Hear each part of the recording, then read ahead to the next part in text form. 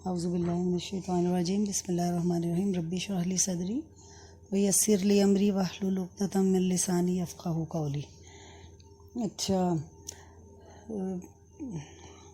سب سے زیادہ کمی جو ہماری زندگی میں ہے یا جو خرابیاں ہماری زندگی میں آتی ہیں وہ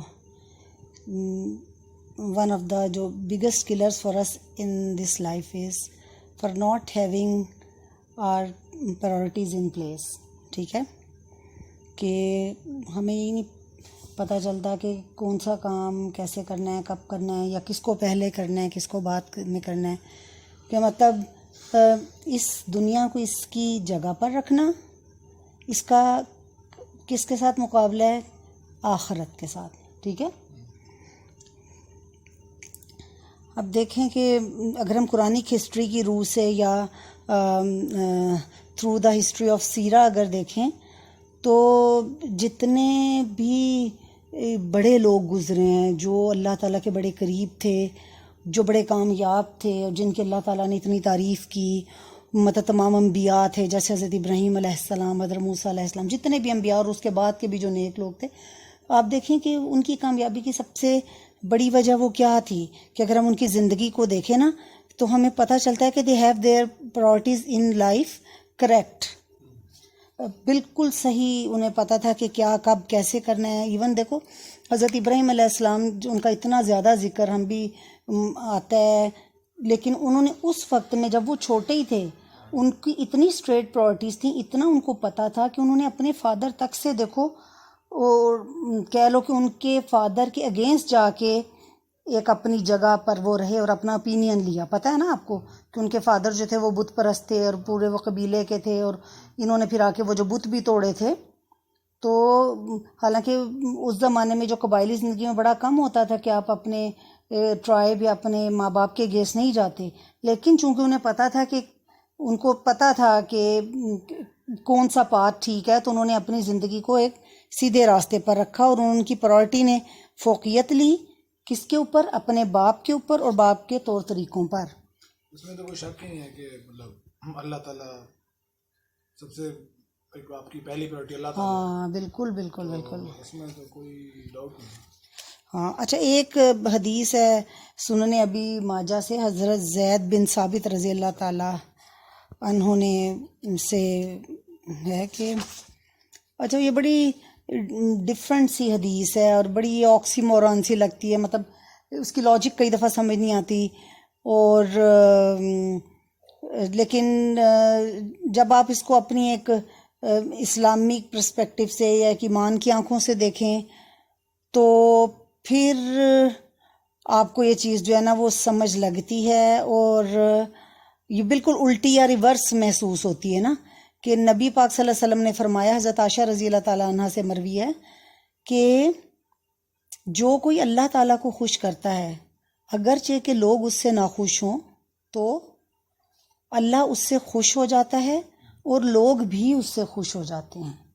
ٹھیک ہے، لیکن جو لوگوں کو خوش کرنا چاہتا ہے اللہ کی خوشی کی قیمت میں، تو لوگ اس سے ناخوش ہو جاتے ہیں اور اللہ بھی اس سے ناخوش ہو جاتا ہے۔ مطلب ایک دم سے تو سمجھ نہیں رہتی کہ یہ کیا بات ہوئی کہ جب آپ اللہ کو خوش کرتے ہیں اور ظاہر ہے جب آپ سیدھے راستے پہ جائیں گے تو مجھے تو اس کی ایک دم سمجھ لگی نہیں، جنرلی ایک کسی بچے سے یا کسی ایسے آپ بات کریں نا، اسٹریٹ فارورڈ ہے۔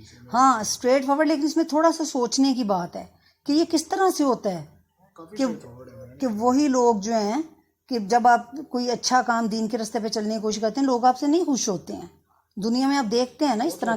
ہاں لیکن الٹیمیٹلی جب چلتے رہتے ہیں تو وہی لوگ بھی آپ کے جو ہے نا اللہ تعالیٰ دنیا کو بھی آپ کی فیور میں کر دیتے ہیں۔ ذلت دینے والا اللہ۔ ہاں مطلب کئی دفعہ ہوتا ہے آپ کو اسٹریٹ کہیں آپ جا رہے ہیں تو آپ کو لوگوں کی وہ جھیلنی پڑتی ہے۔ ٹھیک ہے، تو اس کا مطلب یہ کہ اگر میں لوگوں کو خوش کروں گا تو لوگ ناراض ہو جائیں گے، آلریڈی اللہ کو تو ناراض کیا ہی ہوا ہے۔ ٹھیک ہے، تو اگر میں لوگوں کو خوش کرنے کی کوشش کروں گا تو لوگ بھی نہیں خوش ہوں گے، وہ اللہ تعالیٰ۔ ٹھیک ہے نا، لیکن اگر میں اللہ تعالیٰ کو راضی کروں گی تو کیا ہوگا؟ تو اللہ تعالیٰ تو راضی ہوں گے، اللہ تعالیٰ لوگوں کو بھی راضی کر دیتے ہیں، ان کے دلوں کو بھی پھیر دیتے ہیں نا۔ بات یہ ہے کہ ہمیں یہ نہیں پتا کہ ہمارا رب کیا ہے. ہمارا رب اصل میں دیکھو کیا ہے، ایسا کیا مطلب ہے؟ کہ اللہ تعالیٰ کی ہمیں وہ پتہ نہیں ہوتی جب ہم دین سے دور ہوتے ہیں نا، کہ اللہ تعالیٰ کی کتنی اتھارٹی ہے. جب ہم دین سے سر دور ہوتے ہیں. ہاں، مقلب القلوب ہے بیسیکلی اللہ تعالیٰ جو ہے نا، جو دلوں کو کنٹرول کرنے والا ہے سب کے. تو جب ہم اللہ تعالیٰ کو خوش کرتے ہیں تو اللہ تعالیٰ کیا کرتے ہیں کہ خود تو راضی ہوتے ہی ہوتے ہیں، ساری دنیا کے دلوں کو بھی ہم سے اللہ تعالیٰ راضی کر دیتے ہیں. اللہ کے ہاتھ میں سب کچھ ہے. ٹھیک ہے نا. تو نبی پاک صلی اللہ علیہ وسلم نے فرمایا کہ جو اس دنیا کو اپنی ترجیح بناتے ہیں، مطلب جو اپنی مین پرائورٹی بناتے ہیں یا اپنی پہلی چوائس بناتے ہیں یا مین فوکس جو ان کا ہوتا ہے، وہ اس سے کیا حاصل کر سکتے ہیں، مطلب وہ کن کن چیزوں کے مالک بن سکتے ہیں. مطلب جب وہ اس کا کیا ہوتا ہے کہ جب وہ سو کر اٹھتے ہیں تب بھی وہ اسی دنیا کے گرد گھوم رہے ہوتے ہیں، جب وہ باہر جاتے ہیں تو بھی وہ اس دنیا کے گرد گھوم رہے ہوتے ہیں، اور جب وہ کام پہ جاتے ہیں تب بھی وہ یہ سوچتے ہیں کہ وہ پیسہ کیسے بنائیں، یا اور کس طرح سے بزنس ڈیل کی جائے، یا کیسے ترقی یا آسائش کی چیزیں حاصل کی جائیں، یا دنیاوی سٹیٹس کو کس طرح سے بڑھا لیں، اپنے مطلب جو بینک اکاؤنٹس کو کس طرح سے بڑھائیں وغیرہ. اور جب وہ گھر واپس آتے ہیں تب بھی وہ یہ سوچتے ہیں، تب بھی ان کے ذہن پہ وہ بزنس اور دنیا اور ساری چیزیں. تو وہ جو نبی صلی اللہ علیہ وسلم کی حدیث میں نے بتانی تھی وہ یہ تھی کہ نبی پاک صلی اللہ علیہ وسلم نے فرمایا کہ وہ انسان جس کی ترجیحات جو ہوتی ہیں اور پرائرٹیز ایسی ہوں کہ صرف دنیا جس کی ہو، تو اللہ سبحانہ تعالیٰ اس کی زندگی کو اس آرڈر سے ترتیب دے دیں گے کہ اس کی تمام زندگی کیوس یا کنفیوژن سے بھر جائے گی. ٹھیک ہے. ہم لوگ دیکھتے ہیں نا کہ مطلب وہ رننگ دا ریٹ ریس ہو رہی ہوتی ہے، ٹھیک ہے، کہ بظاہر بڑے کامیاب لوگ نظر آ رہے ہوتے ہیں لیکن ان کی ساری زندگی جو ہوتی ہے وہ کنفیوژن میں گھری ہوئی ہوتی ہے. انہیں دن رات کی ان کی برکت ہی نہیں رہتی، پاگلوں کی طرح کام کر رہے ہوتے ہیں. آپ دیکھیں کہ وہ 20 گھنٹے بھی 18 گھنٹے بھی کام کر رہے ہوتے ہیں. ٹھیک ہے. تو اللہ تعالیٰ، نبی پاک صلی اللہ علیہ وسلم نے فرمایا کہ اللہ تعالیٰ ان کی آنکھوں کے درمیان غربت ڈال دیتے ہیں. اس کا مطلب کیا ہے کہ اس کا مطلب یہ نہیں ہے کہ ان کے پاس پیسہ نہیں ہوتا، پیسہ ہو بھی سکتا ہے، ان کے پاس اتنا پیسہ ہوتا ہے. آپ نے دیکھا ہوگا کہ جیسے آپ کے سیلیبریٹیز ہوتے ہیں، آپ کے یہ کھلاڑی ہوتے ہیں، آپ کے ریپرز ہوتے ہیں، آپ کے اس طرح سے جو دنیاوی کامیاب لوگ ہوتے ہیں، آپ دیکھیں ان کے پاس سب کچھ ہوتا ہے.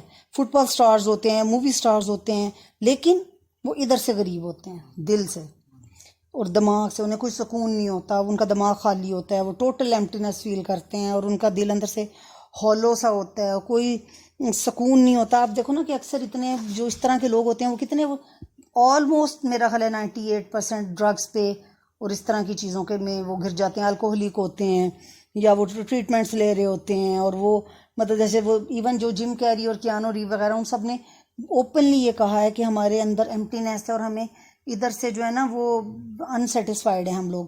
وہ کیتھ لیچر دیکھ لو، رابن ولیمز ہے، وٹنی ہیوسٹن ہے، وہ کون سی ایک سنگر تھی وائٹ کیا وہ جو انگلینڈ کی تھی. اب دیکھیں انہوں نے کس طرح سے وہ اوور ڈوز ہو کے وہ کیسے اپنی زندگی انہوں نے یا ختم کی یا ان کی ہو گئی. تو دیکھو اللہ تعالیٰ کے نبی صلی اللہ علیہ وسلم نے جو فرمایا کہ ان کی آنکھوں کے درمیان اللہ تعالیٰ غربت لکھ دیتے ہیں. آپ دیکھو وہ اس دنیا سے کچھ بھی چیز فالتو نہیں لے کے جا رہے، مطلب کہ سوائے اس کے کہ جو اللہ تعالیٰ نے ان کی پیدائش سے پہلے ہی ان کی قسمت میں لکھ دیا ہے. مطلب وہ جتنا بھی سخت کام کر لیں، 20 آورس کر لیں، 18 آورس، 20 آورس، جتنی بھی ہڈیاں وہ اپنی گلا لیں، وہ اتنی زندگی سے وہ زیادہ حاصل نہیں کر سکتے اس سے زیادہ کہ جو رب نے ان کے لیے جو ہے نا وہ لکھ دیا ہے. ٹھیک ہے. کہ دلوں کا سکون جو ہے نا اللہ کی ذکر میں، تو ان کے لیے لوز سینیریو ہے سارا. لیکن وہ لوگ کہ جنہوں نے اپنی زندگی کی first priority the next life کو بنایا ہوا، وہ کیا ہوتا ہے، وہ ہر کام میں اللہ تعالیٰ کو پہلے سوچتے ہیں. ٹھیک ہے. ان کے جسم ادھر ہوتے ہیں لیکن دماغ وہاں پر ہوتا ہے. ٹھیک ہے. وہ نوکری بھی کرتے ہیں، اپنی فیملیز کو سپورٹ بھی کرتے ہیں، وہ بزنس بھی کرتے ہیں، وہ اس میں کامیاب بھی ہوتے ہیں. اللہ تعالیٰ ان کو بہت زیادہ مالی طور پہ بھی مستحکم کئی دفعہ کرتے ہیں، کئی دفعہ نہیں بھی لوگ ہوتے ہیں مالی طور پہ مستحکم. لیکن مطلب ان کا فوکس کیا ہوتا ہے، ان کی جو ایک ہوپ ہوتی ہے، ان کی امید ہوتی ہے، ان کا فوکس، ان کی بصارت، ان کی کنسنٹریشن جو ہوتی ہے نا وہ اس دنیا سے پرے الآخرہ میں ہوتی ہے. ٹھیک. وہ اپنی اگلی زندگی کے بارے میں سوچتے ہیں. تو دنیا ان کے ہاتھ میں ہوتی ہے اللہ کی طرف سے اور آخرت ان کے پھر دل میں ہو جاتی ہے. ان کے فوکس دنیا سے پرے نہیں ہوتا، یہ نہیں میرے خیال سے کہنا چاہیے آپ کو. ان کا مین گول ہوتا ہے کہ مطلب آخرت میں اللہ تعالیٰ راضی ہو، لیکن فوکس ان کو دنیا پہ کرنا پڑتا ہے کہ جو ہے نا آخرت کے لیے، کہ وہی میں بتا رہی ٹھیک، کہ جیسے میں بتایا نا کہ وہ ساری کام کر نہیں کر سکتے کام کی، کہتے ہیں دنیا چھوڑ دو آخرت. نہیں یہ تو نہیں کہا نا کہ دیکھو وہ جو کام بھی کر رہے ہیں نا، دیکھو وہ جیسے میں نے کہا نا کہ وہ نوکری بھی کر رہے ہیں، اپنی فیملیز کو بھی سپورٹ کر رہے ہیں، وہ جاب بھی کر رہے ہیں، وہ بزنس بھی کر رہے ہیں، لیکن مین گول ان کا آخرت ہے. ٹھیک ہے نا، ٹھیک ہے. لیکن جہاں کہیں بھی ان کو کسی بھی کام کے کرتے میں لگتا ہے کہ ان کی آخرت جو ہے وہ جیپٹی میں آ گیا یا رسک پہ لگ گئی ہے، تو وہ غلط کام یا وہ کام جو اس طرف جا رہا ہوتا ہے اس کو کرنا چھوڑ دیتے ہیں. تو ایسے لوگوں کے بارے میں نبی صلی اللہ علیہ وسلم نے کہا ہے کہ ایسے لوگوں کے لیے اللہ تعالیٰ زندگی کو آسان کر دیتے ہیں، وہ ان کی زندگی آرڈر میں آ جاتی ہے. کیا مطلب ہے کہ اللہ تعالیٰ اس میں وہ برکت ڈال دیتے ہیں. میں بھی وہ بڑے مصروف لوگ ہوں، ٹھیک ہے، لیکن اللہ تعالیٰ ان کی زندگی، وقت، محنت، اس میں رچنس جو ہے نا وہ ڈال دیتے ہیں. وہ کبھی بھی ڈپریشن میں یا آؤٹ آف مائنڈ نہیں ہوتے، انہیں یہ نہیں پتا ہوتا کہ کہاں کب کیسے کرنا ہے، پینک میں نہیں مچ جاتے. ان کی زندگی آرڈر میں ہوتی ہے، وہ ایگزیکٹلی جانتے ہیں کہ انہیں کب کہاں کیسے کیا کرنا ہے. اللہ تعالیٰ لیکن اپنے اچھے بندوں میں بھی امتحان لاتا ہے، ایسی بات وہ نہیں ہے. وہ آپ 100% وہ آپ دیکھیں نا آگے جو میں آپ کو بتا رہی ہوں کہ بہرحال اللہ تعالیٰ ان کی ادھر آنکھوں کے درمیان رچنس ڈال دیتے ہیں. رچنس کا مطلب یہ ہے یہ کہ میں بھی ان کے پاس لگژری گاڑیاں نہ ہو، میں بھی ان کے پاس اتنا زیادہ نہ ہو، میں بھی ان کے پاس 2 وقت کی روٹی ہو، میں بھی 1 وقت کی روٹی ہی نہ ہو، میں بھی ان کو بہت زیادہ تکالیف ہو، بیماری ہو، لیکن دیئر ہارٹ جو ان کا ہے، دے ہیو کانٹینٹ ہارٹ، ان کا دل امیر ہوتا ہے، سکون ہوتا ہے. ان کے پاس کچھ بھی نہیں ہوتا، وہ کہتے ہیں کہ الحمدللہ ہر چیز میں. ٹھیک ہے، تو اس سے بڑی اس دنیا میں کوئی دولت نہیں ہے کہ آپ کے دل میں سکون ہو اور آپ کا دل اللہ سے جڑا ہوا ہو. ٹھیک ہے، میں بھی آپ کا بزنس اتنا فلرش نہ کر رہا ہو جتنا آپ چاہتے ہیں، میں بھی آپ کی زندگی میں سب کچھ ایسا نہ ہو ہماری زندگی میں کہ جیسی ہماری خواہش ہے یا ہماری فیملی لائف یا ہماری صحت ویسی نہ ہو، لیکن یہ حالت، اس حالت میں بھی اگر آپ بیٹھیں اور آپ کہیں کہ مجھے اللہ تعالیٰ سے کوئی شکوہ نہیں ہے اور الحمدللہ، تو یہ بیسٹ رچنس ہے آپ کی. ٹھیک ہے. اب دیکھیں نا حضرت ابراہیم علیہ السلام نے ابھی جب بقرہ عید آنی ہے، جب حضرت اسماعیل علیہ السلام کو حضرت ہاجرہ کو وہاں چھوڑا، ادھر صحرا میں، صحرا کیا بیابان سا ایریا تھا سارا. ٹھیک ہے، اور حضرت ہاجرہ نے ان سے پوچھا تھا کہ کیا اللہ تعالیٰ نے آپ کو حکم دیا ہے؟ تو حضرت ابراہیم علیہ السلام نے کہا تھا جی. تو انہوں نے کہا تھا کہ بس ہمیں کوئی پریشانی اور فکر کی بات نہیں ہے. ٹھیک ہے. اچھا، حضرت اسماعیل علیہ السلام نے کیا وہاں پر بعد میں وہاں ایک قبیلے کی خاتون سے شادی کر لی. میں نے آپ کو پہلے ہی بتایا تھا کہ حضرت ابراہیم علیہ السلام ان سے ملنے کے لیے آئے، تو وہاں پر وہ گھر پہ نہیں تھے. انہوں نے ان خاتون سے پوچھا کہاں ہے، انہوں نے کہا وہ ہیں نہیں. انہوں نے کہا اچھا کیسی گزری ہے؟ انہوں نے رونا دھونا مچا دیا کہ یہ بھی نہیں ہے، یہ بھی نہیں ہے. ٹھیک ہے. تو حضرت ابراہیم علیہ السلام نے ان سے صرف یہ کہا کہ جب تمہارا خامن گھر ہے تو ان کو میرا سلام دینا اور ان کو کہنا کہ اپنے گھر کا دروازہ بدلے. جب حضرت اسماعیل علیہ السلام واپس آئے، انہوں نے بتایا کس طرح کوئی بزرگ آئے تھے. حضرت اسماعیل علیہ السلام نے بتایا کہ وہ تو میرے فادر تھے. انہوں نے کہا اچھا، انہوں نے کچھ کہا؟ انہوں نے کہا انہوں نے پیغام دیا کہ آپ اپنے گھر کا دروازہ بدل دے. حضرت اسماعیل علیہ السلام نے اپنی بیوی کو طلاق دے دی، ایک اور خاتون سے شادی کی. جب حضرت ابراہیم علیہ السلام دوبارہ ملنے اتفاقاً، تب بھی حضرت اسماعیل علیہ السلام گھر پہ نہیں تھے. تو اس طرح سے انہوں نے دوبارہ ان سے پوچھا بھی کیسی چل رہی ہے. انہوں نے جو ان کی بیوی تھی انہوں نے کہا الحمدللہ ہم بہت آرام سے، ہم بڑے بلیسڈ ہیں. اگرچہ کہ ان کے پاس تھوڑا تھا مگر وہ گریٹفل تھیں، انہوں نے کوئی شکوہ شکایت نہیں کی. حضرت ابراہیم علیہ السلام نے ان سے کہا کہ جب تمہارے خامد آئے تو ان کو میرا سلام کہنا اور ان کو پیغام دینا کہ اپنے گھر کا دروازہ ایسا ہی رکھو. تو یہ گریٹیٹیوڈ جو ہے نا، یہ آپ دنیا میں کسی دولت سے حاصل نہیں کر سکتے ہیں. ٹھیک ہے نا. یہ رچنس ہے، یہ ایسے لوگوں کے دلوں میں ہے کہ جو اللہ تعالیٰ کے بلیسڈ ہیں، جو اللہ تعالیٰ کے قریب ہیں، جنہوں نے اپنا ایک سمت رکھی ہوئی ہے کہ کسی بھی حالت میں گھبرانا نہیں ہے کہ ہم نے اللہ تعالیٰ کے پاس جانا ہے. اور دوسری دنیا یہ بھی ہے کہ اگر ہم تکلیف میں ہیں تو بھی اللہ تعالیٰ کی طرف سے ایک ٹیسٹ ہے، یہ تو گزر ہی جانا ہے انشاءاللہ تعالیٰ. اور اللہ کے نبی صلی اللہ علیہ وسلم نے فرمایا کہ دنیا جو ہے، اللہ دنیا کو ایسے لوگوں کی طرف بھیج دے گا، دنیا ان سے خوش ہو جائے گی اگرچہ ان کو اس کی طلب نہیں ہوگی. ٹھیک ہے. اگر آپ کو نہیں بھی دنیا کی طلب ہے نا، تو سم ٹائمز اللہ تعالیٰ آپ کی طرف، جب آپ اللہ کی طرف جاتے ہیں تو دنیا خود بخود ہی آپ کے پیچھے لگ جاتی ہے، نہ چاہتے ہوئے بھی، کہ آپ کو اس کی خواہش نہیں ہے. لیکن اللہ تعالیٰ کی دفعہ دنیا بھی آپ کے اوپر کشادہ کر دیتے ہیں. ٹھیک ہے. تو مطلب اگر ہم اپنی زندگی میں اپنی ترجیحات اور اپنا ایک گول اور ہمیں پتہ ہو کہ کیا کرنا ہے، ان چیز کو اگر ہم سیٹ کر لیں نا، تو اس سے کیا ہوگا کہ یہ ہمارے لیے آسانی ہی پیدا کرے گی ہماری زندگی میں. بلکہ خام خواہ ایک ریٹ ریس میں رکھ کے اگر ہم دنیا کو ہی بنا کے سارا کچھ، اس کا پھر اینڈ نہیں ہے کہ ہم پھر اپنی زندگی کو ہی میزریبل بنا لیں گے نا. ٹھیک ہے. اچھا، حضرت عمر بن خطاب رضی اللہ تعالیٰ عنہ جب خلیفہ تھے تو ان کے بارے میں پتہ ہے نا کہ نبی پاک صلی اللہ علیہ وسلم نے فرمایا تھا کہ میرے بعد کوئی نبی نہیں آئے گا، اگر آتا تو حضرت عمر رضی اللہ تعالیٰ عنہ ہوتے نا. حضرت عمر رضی اللہ تعالیٰ عنہ جب خلیفہ تھے تو ان کی آرمی نے یروشلم فتح کیا تھا. ٹھیک ہے. اور اس میں حضرت ابو عبیدہ بن جراح جو تھے نا، ان کی قیادت میں انہوں نے فتح کیا تھا. تو جب انہوں نے فتح کر لیا تو حضرت عمر رضی اللہ تعالیٰ کو انہوں نے خط میں لکھا کہ بھئی یہ یروشلم کے لوگ جو ہے نا، یہ شہر کی چابیاں میرے حوالے نہیں کر رہے، اور وہ کہہ رہے ہیں کہ ہمیں یہ چابیاں جو ہے نا وہ صرف مسلمانوں کے امیر کے حوالے کریں گے. ٹھیک ہے. تو آپ ظاہرہ یہاں پر آ جائیں. اب حضرت عمر رضی اللہ تعالیٰ عنہ کو جب یہ پیغام ملا تو وہ یروشلم کی طرف روانہ ہوئے. کیسے روانہ ہوئے؟ ان کے ساتھ صرف ایک خادم تھا اور ایک ان کی سواری تھی. یہ امیر المومنین ہیں جنہوں نے اتنی دنیا پڑھنا کبھی کہ حضرت عمر رضی اللہ تعالیٰ کے عنہ کے دور میں کتنی فتوحات ہوئی تھیں. ٹھیک ہے. اچھا، اب وہ کتنے لوگ تھے؟ ایک حضرت عمر رضی اللہ تعالیٰ عنہ، ایک ان کا خادم اور ایک ان کی سواری. اب تمام رستہ اس طرح سے انہوں نے رکھا ہوا تھا کہ کچھ سرٹن ٹائم کے لیے حضرت عمر رضی اللہ تعالیٰ عنہ سواری پہ بیٹھتے. ٹھیک ہے. اس کے بعد اتنے ہی ٹائم کے لیے وہ ان کا خادم کو وہ سواری پر بٹھاتے، اور پھر اتنے ہی ٹائم کے لیے دونوں پیدل چلتے تاکہ سواری کو بھی سکون ملے اتنے ٹائم کے لیے. مطلب اس طرح سے وہ لوگ یروشلم جا رہے تھے. ٹھیک ہے. جب وہ یروشلم کے قریب پہنچے تو اس وقت وہ جو ٹائم تھا نا وہ خادم کی سواری کا تھا. خادم صاحب اوپر تھے، حضرت عمر رضی اللہ تعالیٰ عنہ وہ اس کو سواری کو کھینچتے ہوئے لا رہے تھے. تو حضرت ابو عبیدہ بن جراح نے دور سے دیکھ لیا. ٹھیک ہے.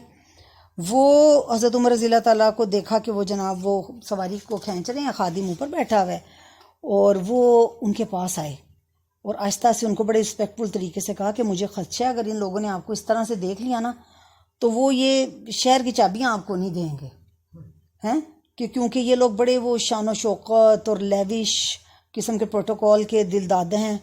تو حضرت عمر رضی اللہ تعالیٰ عنہ ان ہز فیشنیبل مینر انہوں نے کیا کیا، انہوں نے ہی اسمیشڈ ابو عبیدہ ان ہز چیسٹ. حضرت عمر رضی اللہ تعالیٰ عنہ جو تھے نا وہ کسی کو ٹچ کرتے تھے نا تو اس کو پتہ چلتا تھا. وہ ماشاءاللہ وہ ہی واز اے بگ مین، وہ ریسلنگ کے چیمپئن تھے. وہ جب وہ چلتے تھے تو زمین کو پتہ چلتا تھا، دھمک محسوس ہوتی تھی. ٹھیک ہے. تو جب انہوں نے حضرت ابو عبیدہ کو بھی یوں کر کے کیا تو وہ ہل گئے. پھر انہوں نے حضرت عمر رضی اللہ تعالیٰ عنہ نے ان سے کہا کہ اگر تم وہ نہ ہوتے جو تم ہو تو میں تمہیں اس سے بھی زیادہ سختی سے پیش آتا. پھر انہوں نے ان کو ذرا آرام سے انہیں کہا کہ اے ابو عبیدہ، ہم وہ لوگ ہیں کہ جن کو اللہ تعالیٰ نے عزت دی ہے، ہمیں اللہ تعالیٰ نے اسلام کے ساتھ عزت دی ہے. ہم وہ لوگ تھے جو بیک گراؤنڈ جو مطلب بیکورڈ تھے، اگنورنٹ تھے، اور ہم اپنے مالک کی نظروں میں ہم لوگ ڈس آنیسٹ لوگ تھے، ڈس آنرڈ تھے، اور اللہ تعالیٰ نے ہمیں اسلام کے ساتھ عزت دی ہے. ہمیں اللہ تعالیٰ نے کہاں سے کہاں پہنچا دی. ہم کیا تھے جو لوگ بت پرست تھے، ساری برائیاں ہم میں تھیں، لیکن اللہ تعالیٰ نے ہمیں اتنا پاک کر دیا، ہمیں اتنا اچھا دین دیا کہ ہمارے طور طریقے ہی بدل گئے. انہوں نے کہا کہ اگر اللہ کی قسم اگر ہم اس دین کے علاوہ کسی اور چیز سے ہم عزت چاہیں گے نا تو اللہ تعالیٰ ہم سے یہ عزت چھین لے گا، ہمیں بے عزت کر دے گا. اس کا مطلب یہ بھی ہے کہ ہم لوگ جہاں جہاں پہ بھی ہیں ہمیں پراؤڈلی اپنے دین پہ پراؤڈ ہمیں رہنا ہے. ٹھیک ہے.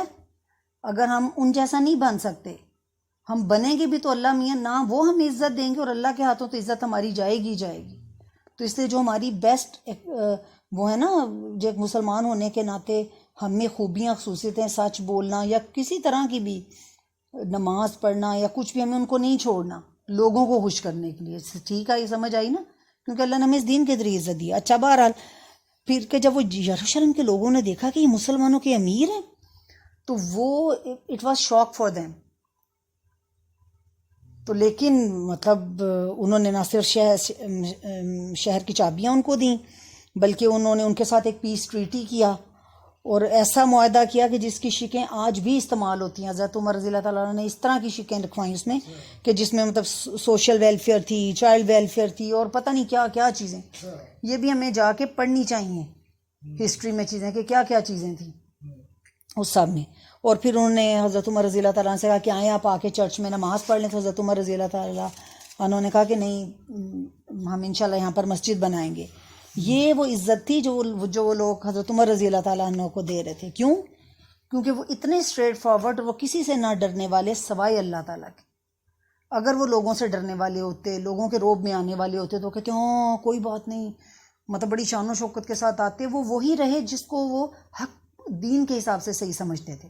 تو لیکن دیکھ لو, ہاں مطلب وہ اسی لیے دیکھو اس طرح ہونے کے باوجود بھی ان لوگوں نے جو اتنے پروٹوکول کے دل دادا تھے, جو لوگ اتنے مطلب لیوش طریقے کے رہنے والے تھے, انہوں نے بھی ان کو اتنی عزت دی.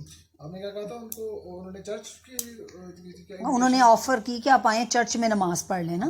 تو حضرت عمر خطاب نے نہیں پڑھی تھی ادھر نا, انہوں نے مطلب اوپن میں, مجھے یہ پتہ نہیں ڈیٹیل, لیکن انہوں نے اس چرچ میں نہیں پڑھی تھی. انہوں نے کہا تھا ہم یہاں بنائیں گے, مسجد بنائیں گے. تو بہرحال چونکہ حضرت عمر رضی اللہ تعالیٰ عنہ نے مطلب ہی آنرڈ دا لیگیسی آف محمد صلی اللہ علیہ وسلم, ہی آنرڈ اللہ پاک, تو اللہ تعالیٰ نے ان کو آنر دیا دنیا کے والوں کے بھی سامنے.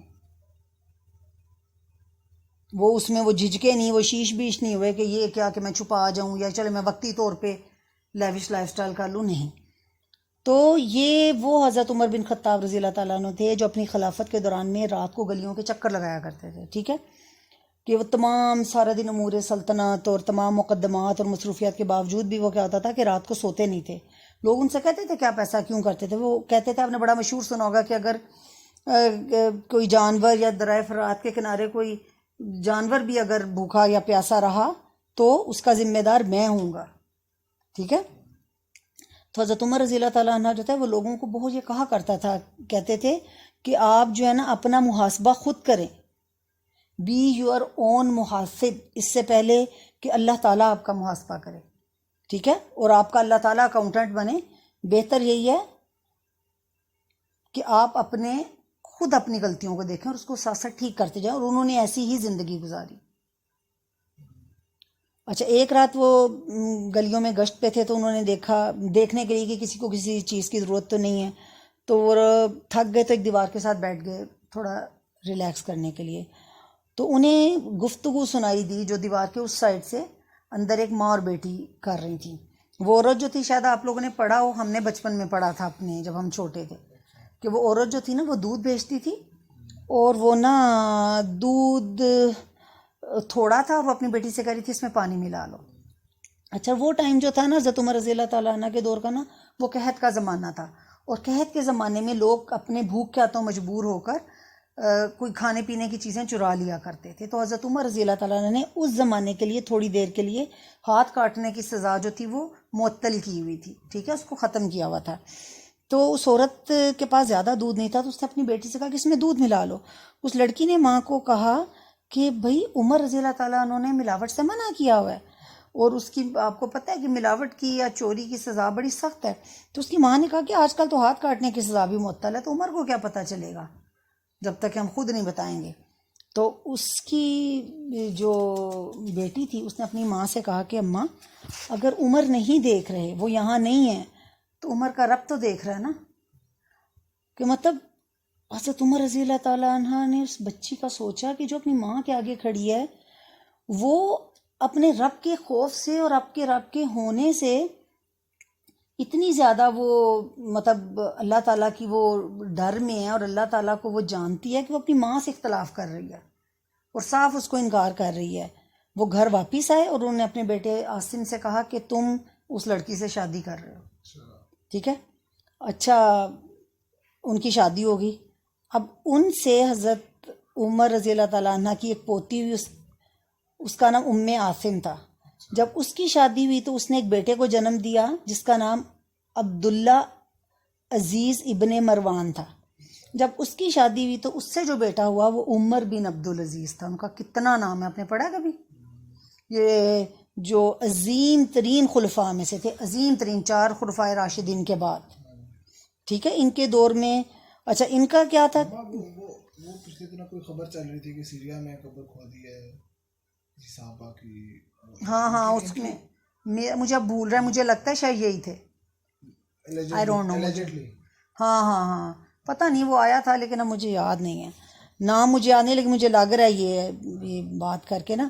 اچھا حضرت عمر بن عبدالعزیز کے دور میں نا عیسائیوں کا ایک بہت بڑا ڈیلیگیشن آیا ان سے ملنے کے لیے نا، کہ جی عظیم ترین یہ وہ عظیم امیر ہیں جن سے ہم ملنے کے لیے آئے ہیں. وہ ان کی جو سب سے بڑی مسجد تھی شہر کی وہاں آئے، انہیں وہاں پر نہیں ملے. اس کے بعد وہ کورٹ میں گئے کہ شاید وہاں پر ہوں، وہاں بھی نہ ملے. اب انہوں نے لوگوں سے پوچھنا شروع کر دیا مسلمانوں سے کہ بھی وہ عظیم امیر جن کے بارے میں ہم نے سنا ہے وہ کدھر ہیں.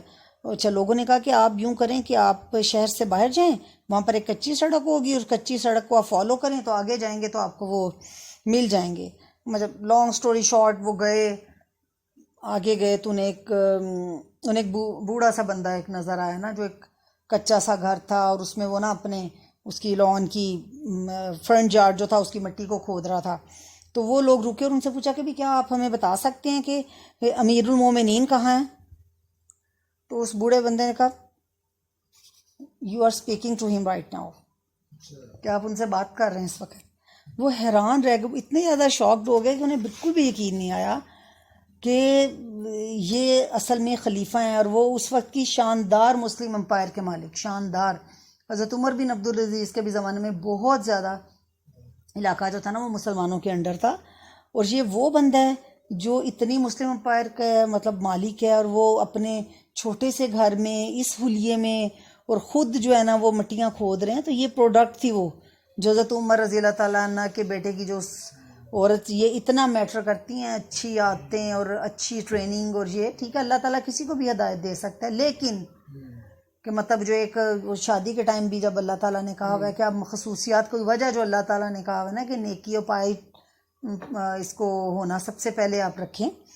تو بہرحال بات یہ ہے کہ یہ بھی کیوں اس طرح تھے، کیونکہ ان کی ترجیحات بالکل ان کو پتہ تھا کیا کیسے کرنا ہے.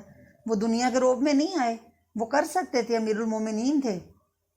لیکن اس میں وہ ہمارے لیے بھی سبق ہے نا کہ ہماری ترجیحات ہماری بالکل صحیح ہونی چاہیے. اب ہمیں اللہ تعالیٰ سے یہی مانگنا چاہیے نا کہ ربنا آتنا فی الدنیا حسنۃ وفی الآخرۃ حسنۃ وقنا عذاب النار. تو اگر ہماری آپشنز ہماری پرائرٹیز صحیح ہو جائیں گی تو انشاءاللہ اللہ تعالیٰ ہمارے دل کو جب امیر کر دے گا، غنی کر دے گا، وہ کہتے ہیں نا، تو ہمیں دنیا سے بے نیاز کر دے گا اور ہمارے دلوں میں اطمینان اور سکون آ جائے گا. اور دنیا تو اتنی ہمیں ملنی ہی ملنی ہے جو اللہ نے لکھ دی ہے. تو اگر ہم بے چین اور بے سکون ہوں گے تو فائدہ تو کچھ نہیں ہے نا. دنیا تو زیادہ مل نہیں جائے گی کیونکہ وہ تو اتنی ہی ملنی ہے جتنی اللہ نے پہلے رکھ دی ہے. تو اگر ہم اللہ کی طرف رہیں گے، سیدھے راستے کی طرف رہیں گے، تو یہ ہے کہ دل کا اطمینان، سکون اور رچنس ہوگی. بس